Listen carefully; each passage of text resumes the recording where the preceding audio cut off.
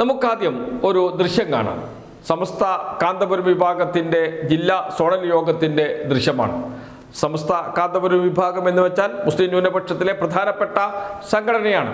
എല്ലാ കാലത്തും ഇടതുപക്ഷത്തോടൊപ്പം ചേർന്ന് നിൽക്കുന്ന സംഘടനയാണ്. അവരുടെ ജില്ലാ സോണൽ യോഗത്തിൻ്റെ ദൃശ്യങ്ങൾ നമുക്കത് കാണാം. ആ വഴിയിൽ നമ്മൾ അടിയുറച്ചിരിക്കാൻ നേതൃത്വം പറഞ്ഞാലും അംഗീകരിക്കുന്നവരാണ്. നമ്മളെക്കാൾ കേരള സ്വഭാവമില്ല. കേരള പാർട്ടി കേരള സംഘടനകളും അങ്ങനെ കേരളത്തിലെ 16 ജില്ലകളിൽ 140 മണ്ഡലങ്ങളിലും ഒരേ നയം തന്നെയാണ്.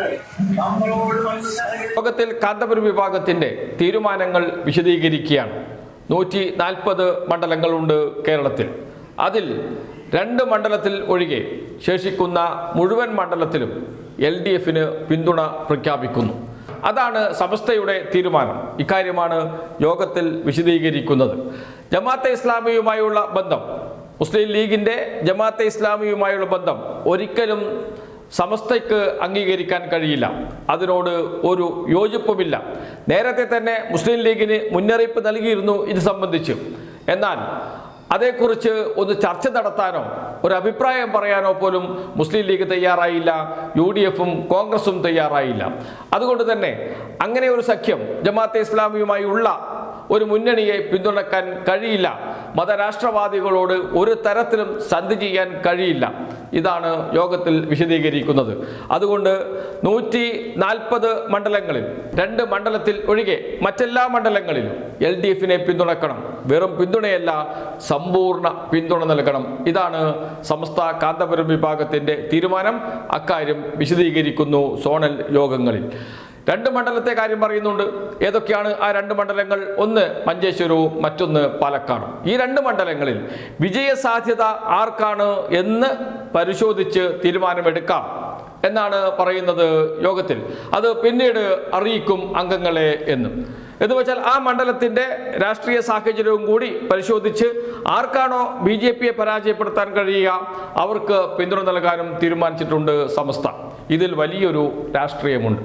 100 സീറ്റിലേറെ നേടി അധികാരത്തിൽ വരുമെന്നാണ് UDF നേതാക്കൾ, പ്രതിപക്ഷ നേതാവ് VD സതീശൻ ഉൾപ്പെടെയുള്ളവർ ആവർത്തിച്ച് പറഞ്ഞുകൊണ്ടിരിക്കുന്നു. എന്താണ് അതിൻ്റെ അടിസ്ഥാനം?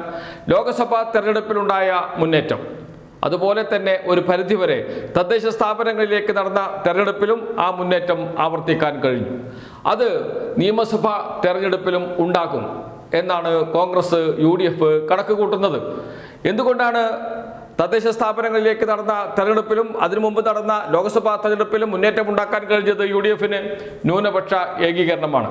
പ്രത്യേകിച്ച് ലോക്സഭാ തെരഞ്ഞെടുപ്പിൽ BJPക്കെതിരെ ശക്തമായ ഒരു പ്രതിപക്ഷമായി കോൺഗ്രസ് ഉണ്ടാകണം എന്ന ന്യൂനപക്ഷത്തിൻ്റെ ചിന്ത, അതാണ് കോൺഗ്രസ് സ്ഥാനാർത്ഥികൾക്ക് വിജയമൊരുക്കി കൊടുത്തത്. അതിൻ്റെ ഒരു അലയൊലി തദ്ദേശ സ്ഥാപനങ്ങളിലേക്ക് നടന്ന തെരഞ്ഞെടുപ്പിലും ഉണ്ടായി, സത്യം തന്നെയാണ്. എന്നാൽ ഇതാ നിയമസഭാ തെരഞ്ഞെടുപ്പിൽ മുസ്ലിം സമുദായത്തിലെ പ്രബല വിഭാഗമായ സമസ്ത ലീഗിനെ തള്ളിപ്പറഞ്ഞിരിക്കുന്നു, UDFനെ തള്ളിപ്പറഞ്ഞിരിക്കുന്നു. എന്ന് വെച്ചാൽ ലോകസഭയിലും തദ്ദേശത്തിലും ഉണ്ടായ ഐക്യം നിയമസഭാ തെരഞ്ഞെടുപ്പിൽ ഇല്ല എന്നർത്ഥം.